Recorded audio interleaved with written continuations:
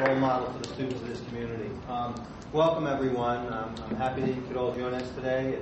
It's February, it's Sunday, it's an afternoon, and it's not always easy because each of us has commitments, family commitments and other commitments, and I appreciate you all taking the time to be here today. This is very important, and it's something that I think is certainly worth noting. Black History Month, and certainly this roundtable discussion where we can speak candidly about issues and speak about where we're going as a nation and as a community. I think it's really important. My thing I just wanted to say to start this off is just how very proud I am of the children of Elmont. So many educators are in the room. So many educators are on this panel, and I dedicated my service as your Assemblyman to education because I am a true believer in the American dream. I'm a true believer. I live it. I talk to my own children about it. I talk to children, over 6,000 children, mostly from Elmont, have come to Albany and have had a tour of the Capitol and learned more about state government than certainly I knew at their age. But the one core, the one common denominator that I see of all successful people in our great, diverse country is education. If you give children a quality education, you're giving them the greatest gift that you can give them other than parental love and familial love. But that combination of familial love, community involvement, and great education, there's nothing that's impossible for the children that we raise in our community and in New York State. So I'm particularly proud of the job that we're doing in the Elmont community, how we're educating our children, how the dedication and devotion to their education and to their nurturing is taking place. And the proof is in the product, ladies and gentlemen. You can look at test scores, and they're important, but the quality of the children that we're educating in the Elmont community is something that I'm extremely proud of and thoroughly invested in. And it doesn't happen by accident. It happens because we have dedicated professionals who are leading the way. We have people who don't look at the clock. And that's the key to success in America, right? When you have a job and it's just a job, you work and you just watch the clock and you're looking to leave the second you're done working. And I pray that none of the young people here ever have a job like that. Because if you do, it's not a real calling, it's not a vocation. When you love what you do, as the educators that we have in this room do, and as I have seen firsthand, there shouldn't even be a clock in Elmont Memorial High School because no one abides by it. We have skilled professionals who go in early and leave late. And you know what? Funny thing happens when they do that. The kids notice it. The kids know it. They see it, they sense it, and they respond to it.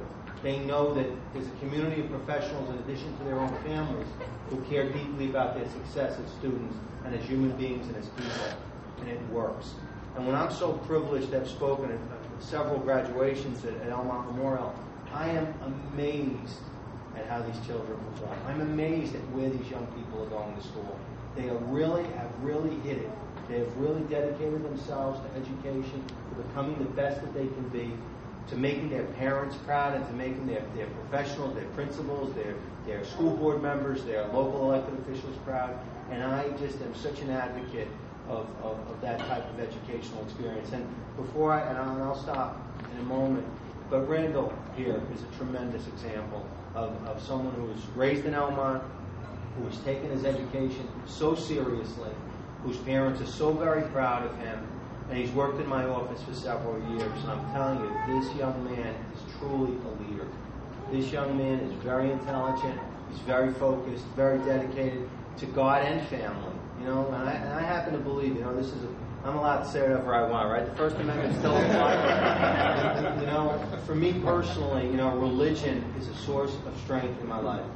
It always has been, it always will be, and I know Randall's a person of faith too, and I think, it somehow makes a difference. Regardless of what your faith is, believing in something bigger, believing in something higher authority, believing in giving back to the community, because that's what all of whichever God you pray to, I'm sure he or she believes in that concept of giving back. And Randall, I'm so proud of you, my friend, and for you at your young age. He seems like he's 35 years old, this guy. How old are you, Randall? 22. He's 22 years old. I mean, there's no limits to what Randall can do, and the fact that he's chosen education, I believe, as his field of endeavor, and the educational professionals in this room refuse to allow him to go anywhere but Elmont.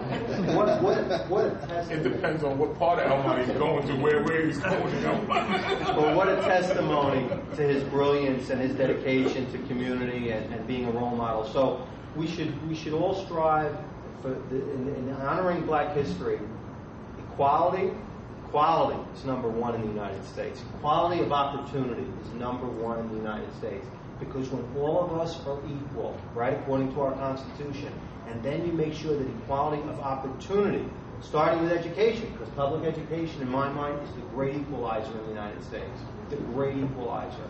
When you have great schools and you have a Constitution that guarantees equality, I'm bullish on the future of America, which is such a diverse and beautiful place to live. So again, I'm privileged to represent many of you in the room. It's an honor that I take quite seriously because nothing lasts forever. You know what I'm saying? This was never intended to be a 1,000-year job. You know what I'm saying? So I'm enjoying my time as your Assemblyman. It's a privilege to serve, and I couldn't be more proud. But like always, there's always more to do. We don't sit on our laurels. We're not content. We're striving for excellence every day. So thank you for having this again, and the people who put this together. It's a wonderful thing. But let's continue to strive for excellence and equality and equal opportunity for all Americans. Thank you.